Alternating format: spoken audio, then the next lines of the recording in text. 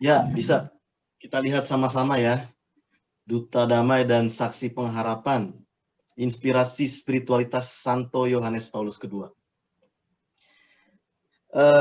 Kenapa Frater-Frater bikin buku ini? Pertanyaan dasarnya. Coba dilihat ke slide berikutnya. Ada dua konteks yang menjadi dorongan Frater-Frater untuk menulis, berefleksi. Yang pertama itu 9 sampai 14 Oktober 1989, Paus Yohanes Paulus II berkunjung ke Indonesia. Ya. Jadi 2019 kemarin itu 30 tahunnya. Gitu. Dan menyambut momen ini, Frater-Frater itu rame-rame, teman-teman, napak tilas ke Gereja Katedral Jakarta, ke Gereja Santa Katarina Taman Mini, lalu juga ke Atmajaya. Dan di situ kita membuat refleksi, dan salah satu tulisan di buku itu adalah dua refleksi napak tilas ketika Yohanes Paulus II datang ke Indonesia. Ya. Bisa next ke slide berikutnya. Nah, kita tahun 2020 ini sesungguhnya itu tahun yang istimewa untuk santonya peziarah ini, ya. Santo Yohanes Paulus II, karena memasuki usia ke-100, ya, seabad. Dari 1920 sampai dengan 2020.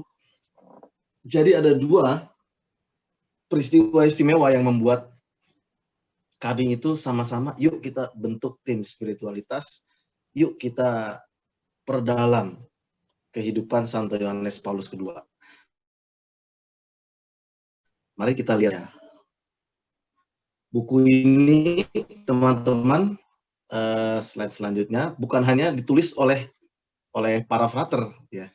Buku ini ditulis juga oleh Romo-Romo Projo Jakarta. Wah, ada Romo Romanus, ada Romo Uut, ada Romo Tunjung, ya. Romo Romanus cerita tentang spiritualitas, lalu Romo Uut mengaitkan Yohanes Paulus II dengan Christus Vivit, dokumen Paus Fransiskus yang terbaru tentang orang muda, Lalu Romo Tunjung, keutamaan Yohanes Paulus II untuk calon imam.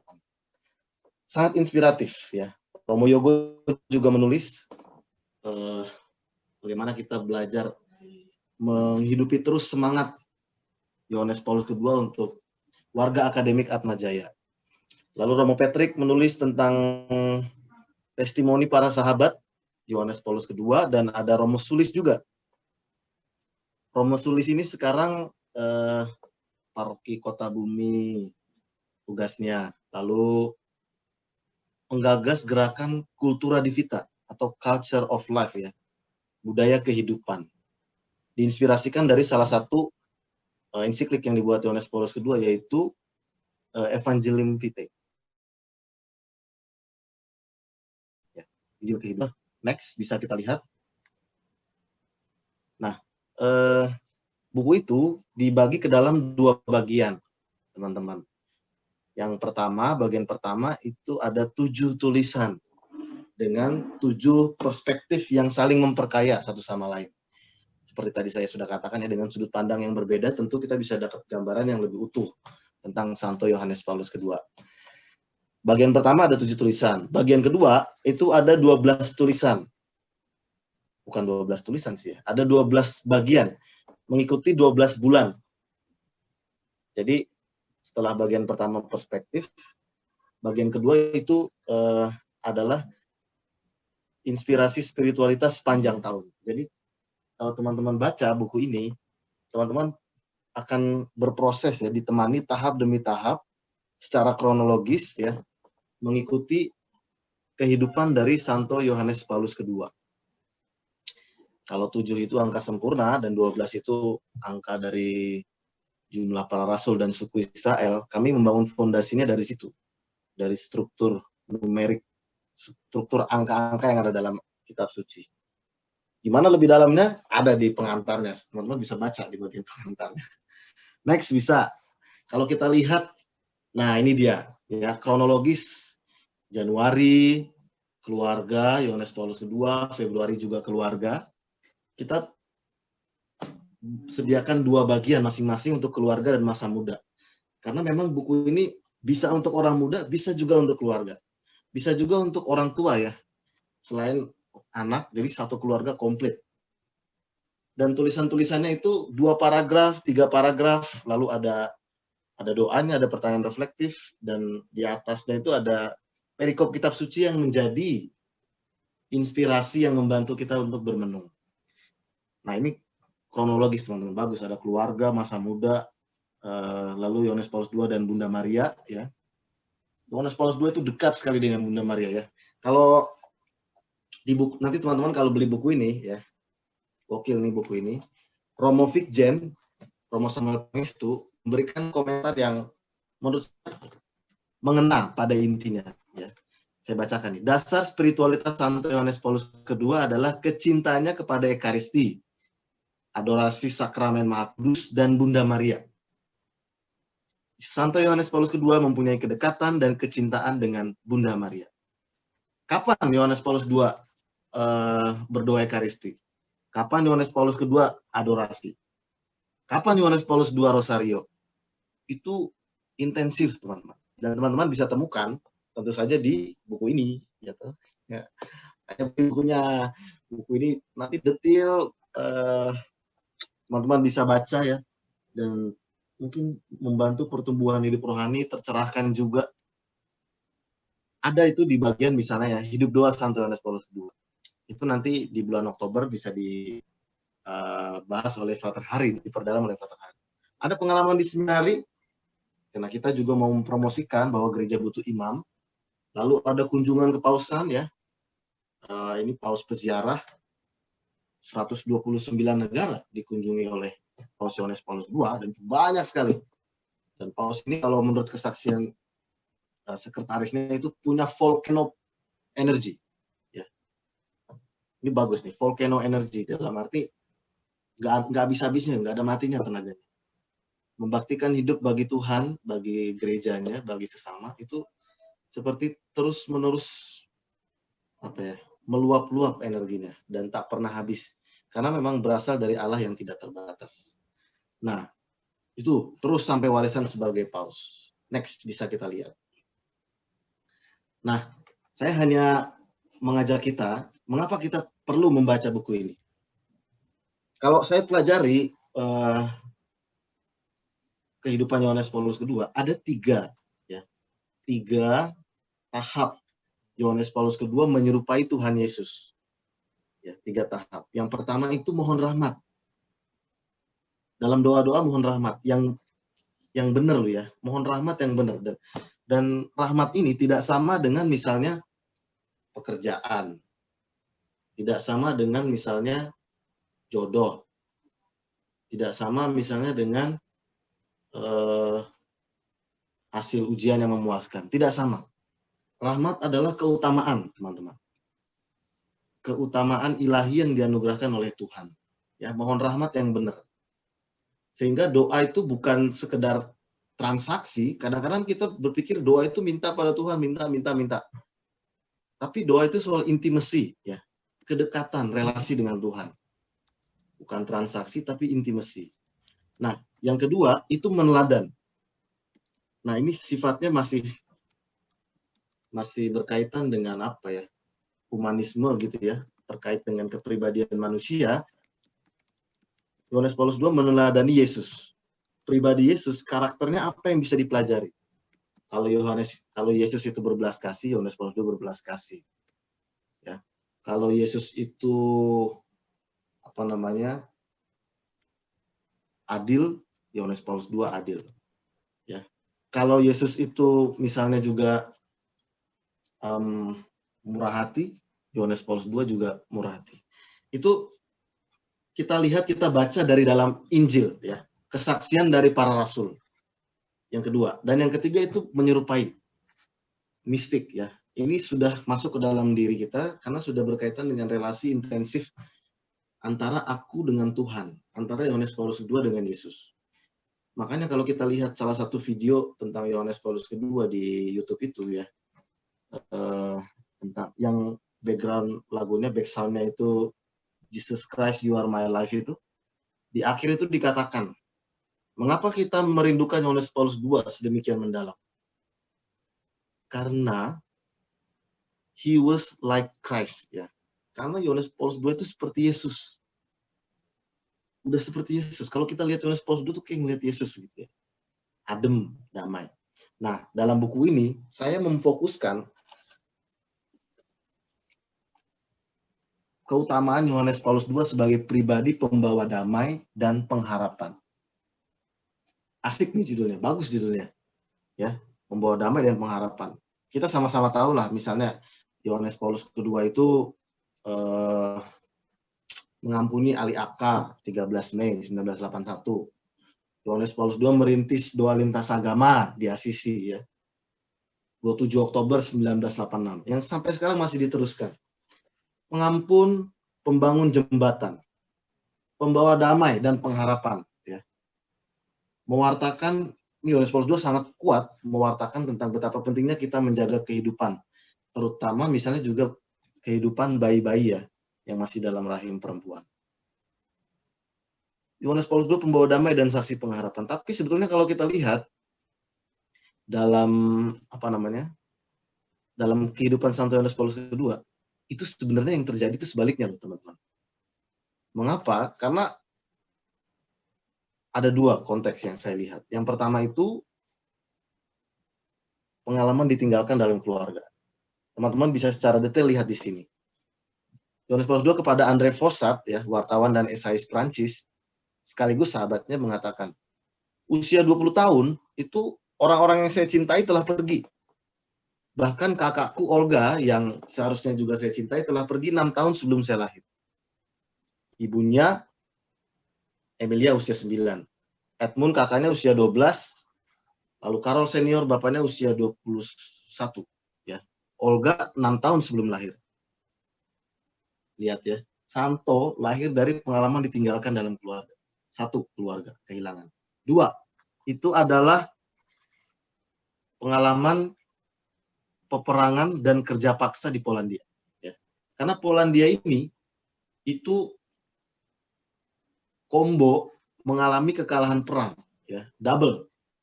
2 kali perang dunia pertama dan perang dunia kedua, dua-duanya kalah. Ya. Kalau dalam buku-buku yang saya baca, Polandia itu kalah 2 kali, mencakup 6 juta orang yang wafat. 18% dari 35 juta populasi. Ya. Nah, itu gila, itu banyak sekali, ya. Kita aja nih sekarang COVID misalnya, ya. 1.000 orang wafat, misalnya di Indonesia lebih dari 1.000 orang sudah wafat, itu sudah pengen nangis gitu bawaannya. Berat. Tapi ini sampai 6 juta, ya. Lalu Polandia itu juga adalah situs Holocaust terbesar. Polandia teraniaya secara fisik dan psikis. Berat. Tapi kenapa bisa lahir seorang santo dari kegelapan pengalaman yang sedemikian rupa? Kalau saya, nanti teman-teman bisa baca secara detail. Kalau saya, Yohanes Paulus II sudah punya pengalaman pembentukan iman yang cukup dengan orang tua, dengan kakak, dengan keluarganya. Walaupun singkat, ya, walaupun usia 20 itu keluarganya udah tiada, tapi kebersamaan dengan bapak, dengan ibu, dengan kakak itu rupa-rupanya memberikan keteladanan kehidupan beriman. Contohnya apa? Contohnya itu ketika Yohanes Paulus II dan ayahnya kehilangan Emilia, ibu dari Yohanes Paulus II. Apa yang dilakukan oleh Karol senior? Karol senior, ayah dari Yohanes Paulus II, membawa Lolek, waktu itu nama panggilan Lolek waktu masih kecil, dan Mundek juga sebetulnya, ke Kapel Bunda Maria Kalwaria. Ya, Kalwaria kalau kita mengenalnya sebagai Kalvari, yaitu Golgota, tempat Yesus disalibkan. Ya. Nah, dalam kebersamaan mereka itu, bertiga itu, mereka doa bareng-bareng. Ya. Ini bapak, anak, ini doa bareng-bareng. Doa bersama, lalu ayahnya ngomong pelan aja, berbisik lirih, mengatakan, hanya dengan berpaling kepada Bunda Maria, semangat hidup itu akan kembali lagi. Kini Bunda Maria adalah ibumu. Ya. Adalah ibumu. Jadi ketika kehilangan Emilia, bahkan Carol senior sudah bisa. Dan ini sambil doa ya, bareng-bareng ya. Bukan cuma mengajarin, tapi sambil doa bareng-bareng. Maria adalah ibumu. Nah, ini yang kemudian saya lihat, saya amati, membentuk pada Carol Wojtyla itu suatu kemampuan memaknai ya. Suatu kehidupan beriman atau iman ya, yang membuat Carol itu jadi pribadi yang sangat positif gitu loh. Menghadapi macam-macam tantangan, perang dingin dan seterusnya, komunisme, macam-macam tantangan yang dihadapi gereja, itu pikirannya tetap positif. Tapi juga dia berani dan punya cara untuk membangun persatuan atau persekutuan. Carol Wojtyla itu menjadi pribadi pembawa damai dan menjadi saksi pengharapan, tentu saja dengan kemampuannya memaknai dalam roh. Itulah spiritualitas. Suatu kehidupan dalam roh, suatu kehidupan yang diterangi oleh roh, sehingga kita mampu memaknai apa yang terjadi. Sehingga kita nggak menyalahkan situasi, atau bahkan nggak menyalahkan keluarga. Saya dilahirkan dalam keluarga seperti ini. Wajar saya enggak. Jadi Tuhan itu memimpin kalau dalam kehidupan beriman. Tuhan itu memimpin hidup saya, dan karena itu saya tidak akan kehilangan pengharapan. Dan karena itu saya dalam kerjasama dengan rahmat Allah itu punya kemampuan untuk terus mengembangkan diri seturut dengan bimbingan Roh Kudus. Itu misalnya mengapa Yohanes Paulus II mengatakan begini, satu insight yang bagi saya bagus ya. Prayer can truly change your life, for it turns your attention away from yourself and directs your mind and your heart toward the Lord. Dan seterusnya. Doa itu dapat sungguh-sungguh mengubah kehidupanmu. Karena doa itu memberikan perhatianmu yang tadinya pada diri sendiri, tapi kemudian diarahkan pikiran dan hatimu pada Allah, ya, sehingga kita itu kemudian terbuka pada apa yang Tuhan kehendaki. Nah ini, ya, jadi kita tuh dipenuhi dengan harapan, dipenuhi dengan iman, dipenuhi dengan damai. Kemanapun kita pergi, kita menghadirkan damai dan pengharapan. Saya kira sampai situ dulu, karena kalau mau lebih detailnya, pasti teman-teman mesti baca ini buku. Ya, ini ditulis Romo dan 6 frater, dan sekarang ini teman-teman dapat 4 frater loh, gila. Ini mewah sekali nih, ujian. Dapat 4 frater, menang banyak loh pada. Dapat 4 frater dan wah, kita bisa belajar sama-sama ya, puji Tuhan. Teman-teman bisa bertanya dan selanjutnya saya akan dibantu oleh frater-frater yang lain tentu saja. Mari teman-teman, saya tolongin dong biar saya nggak sendirian nih. Itu. Baik, Frater Salto, terima kasih banyak sudah mengawali penjelasan mengenai inisiatif mengenai buku ini, lalu kira-kira gambaran umumnya seperti apa, dan beberapa pengalaman-pengalaman spiritual yang penting dari Santo Yohanes Paulus II.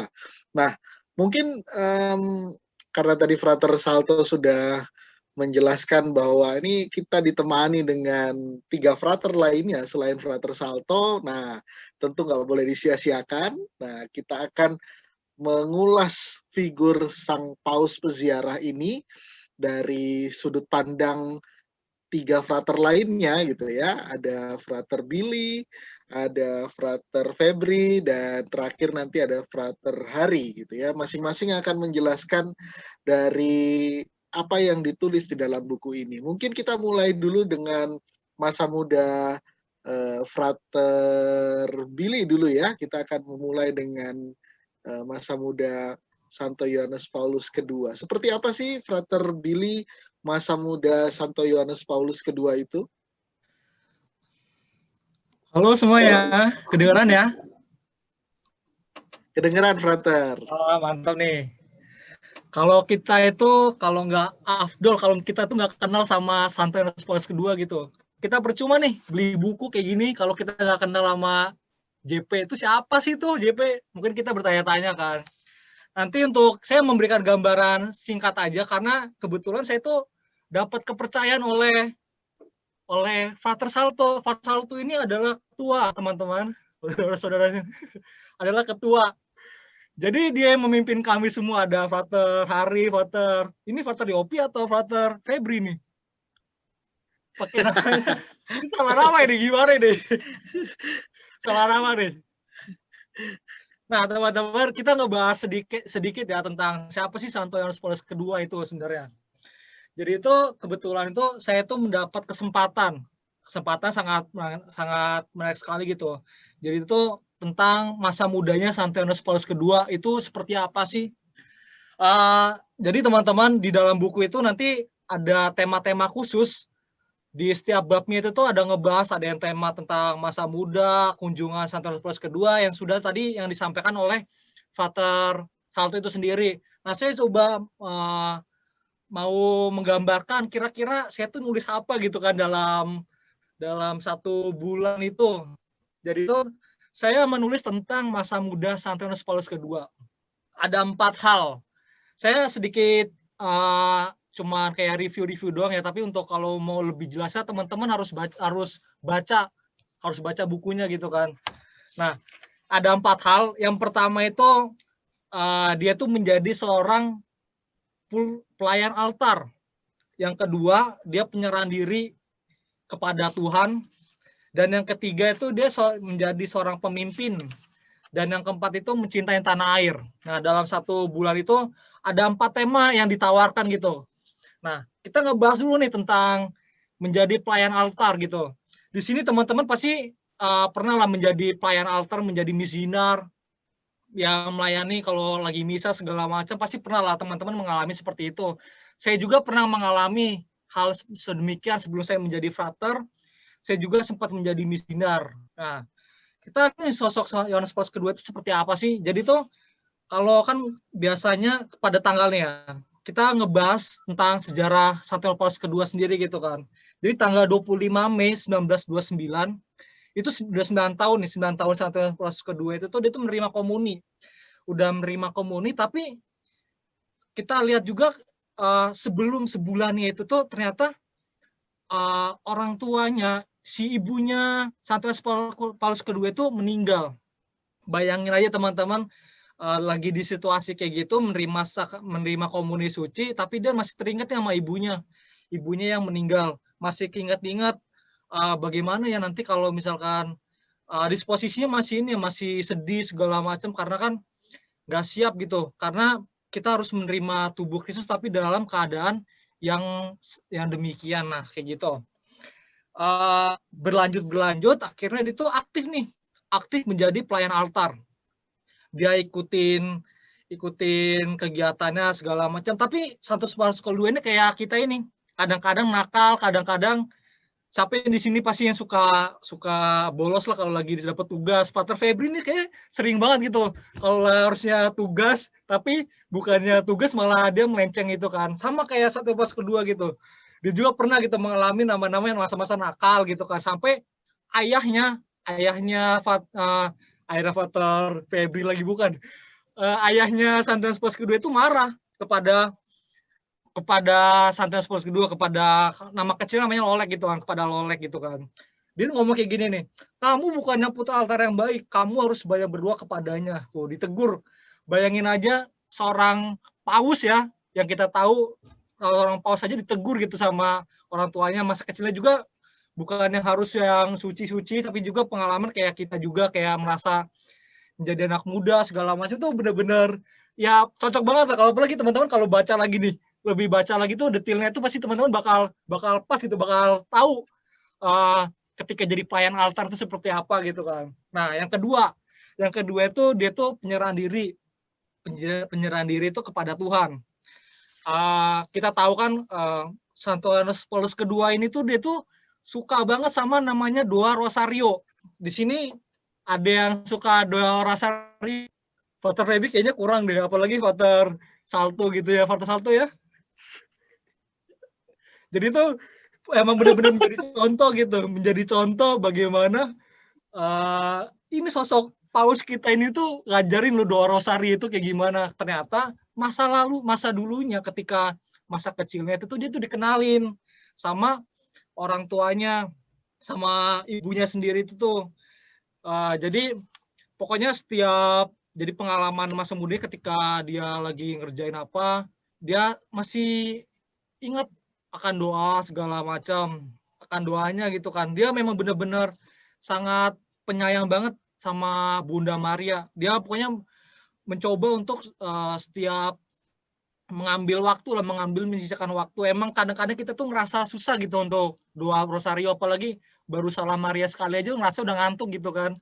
Tapi kita ngeliat nih dari sosok Yohanes Paulus kedua ini sendiri, dia tuh ngajarin bagaimana menjadi rosariowan, misalnya itu menjadi gimana Feb? Father Febri ketawa-ketawa aja ini Mas William. Nah, bagaimana itu ngajarin banget, pokoknya sangat menarik banget gitu, bagaimana sosok kedekatan Yohanes Paulus kedua dengan Bunda Maria itu sangat dekat banget gitu. Dan yang ketiga, dia tuh jadi seorang pemimpin. Gini-gini bukan hanya seorang jadi paus pemimpin umat Katolik yang tinggi-tinggi, tapi dia pernah jadi pemimpin receh-receh gitu kan, menjadi pemimpin kelas lah, menjadi ketua kelas segala macam. Dia ternyata emang pribadinya itu emang udah jadi udah sering jadi ketua-ketua. Berarti menjadi orang ketua berarti orang-orang yang punya potensi, yang memiliki kepercayaan gitu kan. Udah emang dari dulunya itu emang Yohanes Paulus kedua itu udah dipercaya Mas William. Udah dipercaya oleh teman-temannya, dia jadi, dan bahkan dia jadi teladan gitu kan. Bagi teman-temannya. Bahkan ketika dia merasa ada masalah, teman-temannya ada masalah, biasanya larinya ke dia. Dan yang keempat, nggak hanya cuman dia rajin jadi pelayan altar, terus menyerah diri, dia kedekatan dengan Bunda Maria, terus dia jadi pemimpin, tapi dia juga cinta sama tanah air, Mas William. Dia cinta banget gitu kan. Bahkan ketika yang kita tahu di masa saat itu, di masa Polandia gitu kan, ketika awal dia masuk ke universitas, dia tuh harus mengikuti wajib militer. Nah, ini salah satu bentuk kecintaan. Kayaknya juga pernah dengar isunya ada bahwa di Indonesia ada wajib militer, tapi kita nggak tahu kan. Sama kayaknya kita ngebayangin kalau ada di Korea gitu kan, ada di mana setiap masyarakatnya itu harus ada wajib militer gitu. Bagaimana untuk menumbuhkan rasa cintanya gitu terhadap negeri tercinta gitu. Itu gambaran yang kira-kira yang saya tulis dalam buku ini ya teman-teman ya.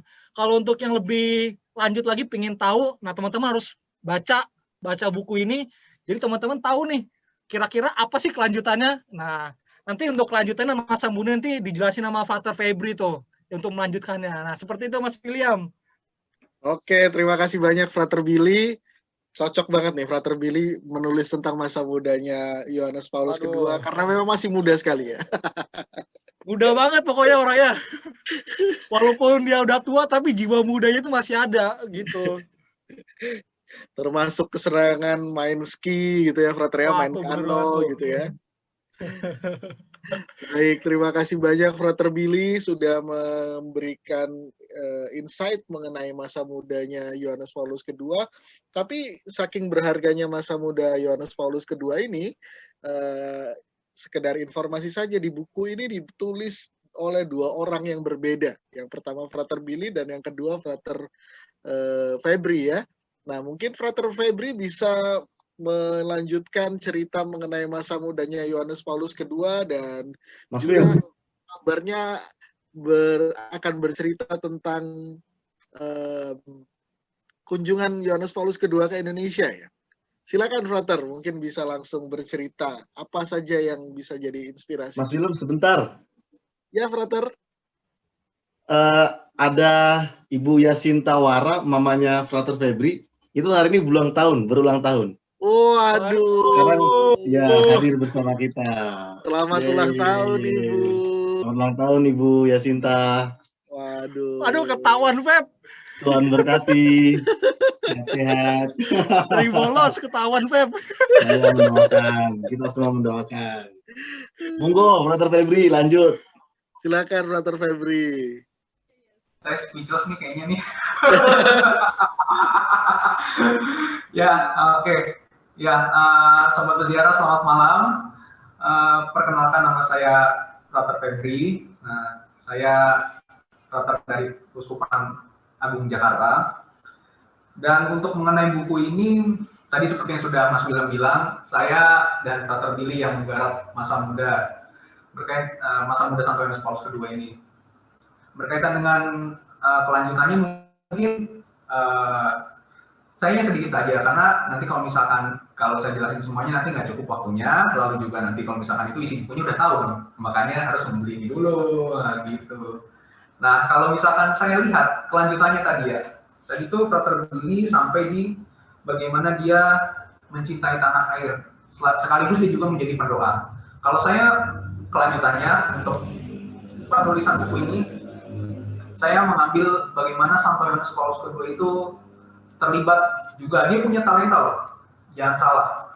Dia meskipun dalam keadaan terberat sekalipun seperti perang dingin lah gitu, lalu perang dengan Jerman, perang dunia, dan juga dengan melihat situasi seperti itu dia juga masih bisa mengembangkan talentanya. Contohnya adalah dia bermain teater, teman-teman.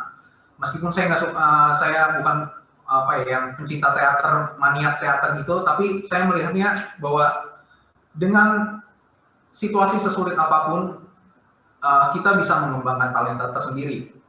Ya misalkan kalau karena saya lebih suka musik, jadi di saat sekalipun saya mengalami penatan, kesulitan dalam hidup, saya masih bisa untuk mengembangkan hobi saya, lalu juga apa yang jadi passion saya itu yang bisa saya kembangkan gitu. Lalu berikutnya, kalau saya melihatnya nanti setelah di penjelasan itu nanti berkaitan dengan perang. Jadi bagaimana nanti Santo Yohanes Paulus II itu melihat dalam hidupnya itu bagaimana perang itu bisa dijadikan suatu motivasi bagi dirinya untuk skemanya berlanjut masuk ke seminari gitu. Tapi kalau misalkan saya jelasin kembali lagi nanti jadinya udah tahu isinya gitu. Nah, terus saya langsung mau lompat ke bagian yang namanya bagaimana ketika Paus Yohanes Paulus II ini berkunjung ke negara-negara.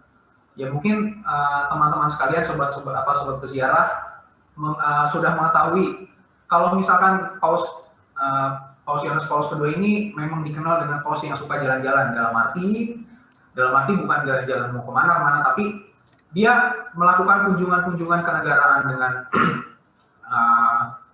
kunjungan kenegaraan ke beberapa negara.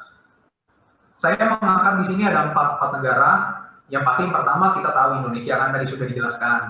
Lalu yang kedua adalah Polandia, asal dari Paus kita, Paus Yohanes Paulus II itu sendiri. Lalu yang ketiga, ini yang mungkin jarang pernah didengar negaranya, mungkin dari teman-teman sendiri, negara apa sih? Itu negara Haiti. Jadi nanti teman-teman googling bisa cari Haiti. Di situ saya menuliskan bahwa kalau misalkan saya ceritakan sedikit kondisi Haiti ketika saat itu ya mirip-mirip seperti tahun 65 sampai 98 lah gitu, teman-teman tahu lah itu apa masa apa ya. Nah, kurang lebih seperti itu situasinya. Dan bagaimana aksinya ketika saat itu mungkin kurang lebih seperti yang ada di Indonesia. Kondisinya ketika mengharapkan banget salah satu sosok yang ingin menjadi pegangannya untuk bisa mengubah cara pandang si pemimpin ini, begitu. Itu gambaran singkatnya untuk di Haiti. Lalu yang terakhir adalah saya lupa gimana ya. Itu terakhir ketika kunjungan ke masjid.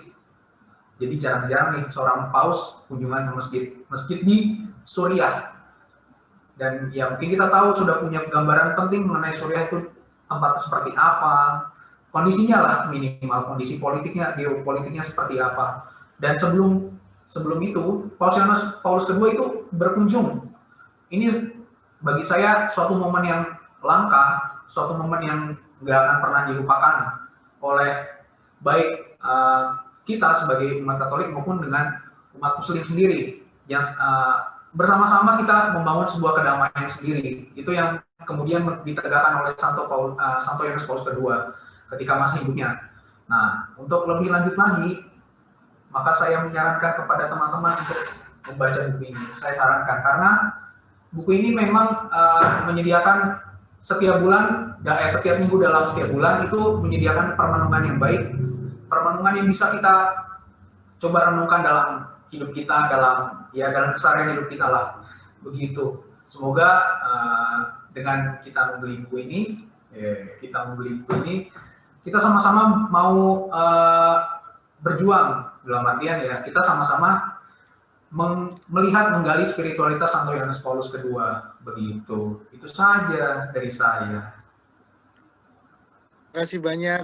Terima kasih banyak ya Frater Febri sudah melanjutkan insight mengenai masa muda Yohanes Paulus II, sekaligus juga memberikan gambaran mengenai apa yang terjadi dalam kunjungan-kunjungan Paus Yohanes Paulus II. Tentu saja tidak bisa semuanya diceritakan ya, 129 negara ya Frater ya.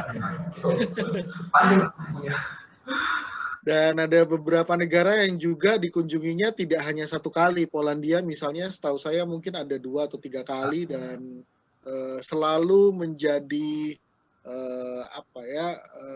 landasan penting. Paus begitu cinta terhadap negerinya dan pesannya biasanya selalu keras dan kuat gitu terhadap negerinya ya. Termasuk juga kunjungan ke Filipina yang memecahkan rekor dunia gitu ya, 5 juta orang ketemu gitu ya.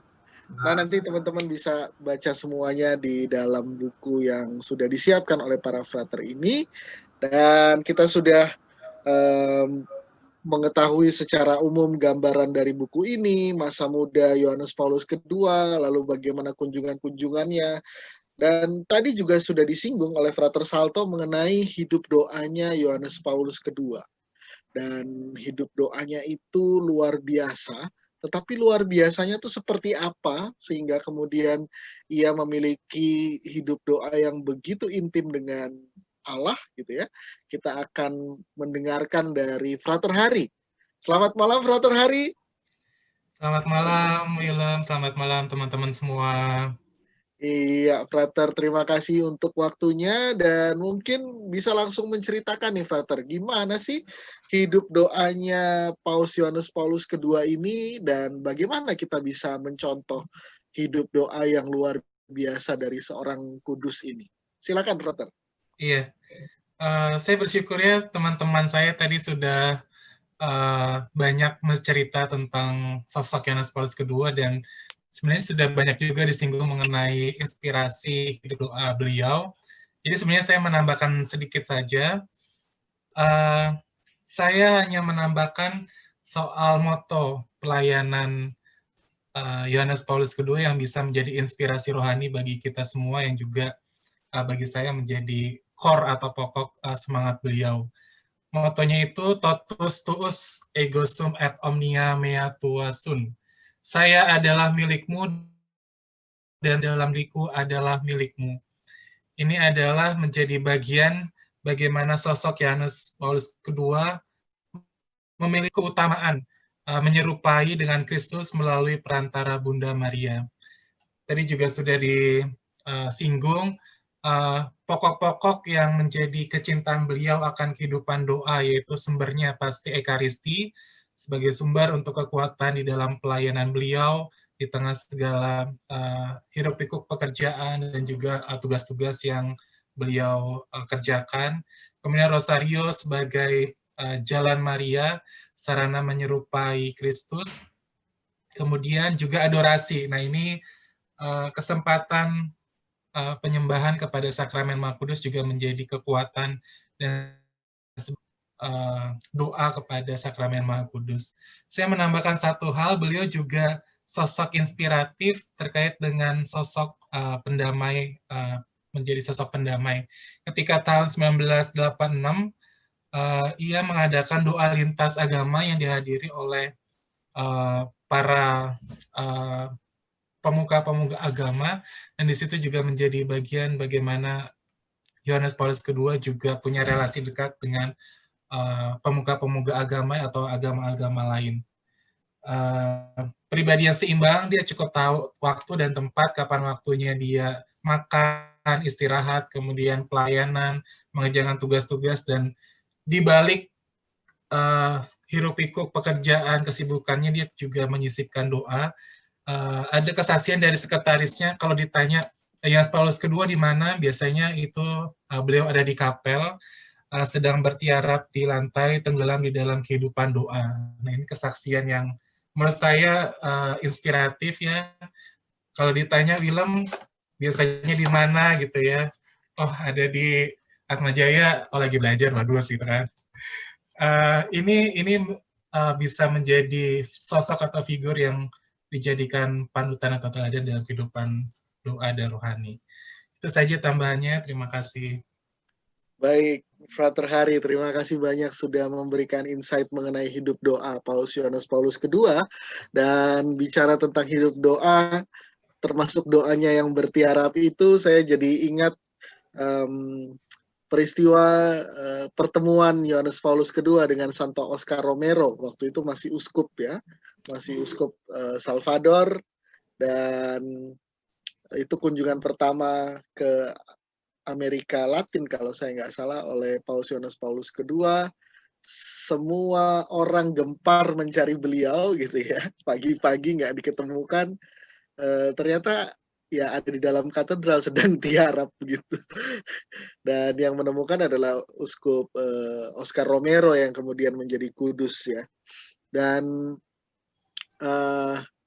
selalu juga kalau bicara tentang sakramen Maha Kudus, Yohanes Paulus kedua itu selalu mencari kesempatan untuk bisa berhadapan dengan sakramen Maha Kudus, sehingga kadang-kadang pembantunya juga suka iseng untuk menghalang-halangi gitu ya, supaya jadwalnya yang sangat padat itu nggak berantakan gitu. Tapi selalu ada cara sehingga Yohanes Paulus kedua bisa kemudian tahu di sini ada nih sakramen Maha Kudus gitu.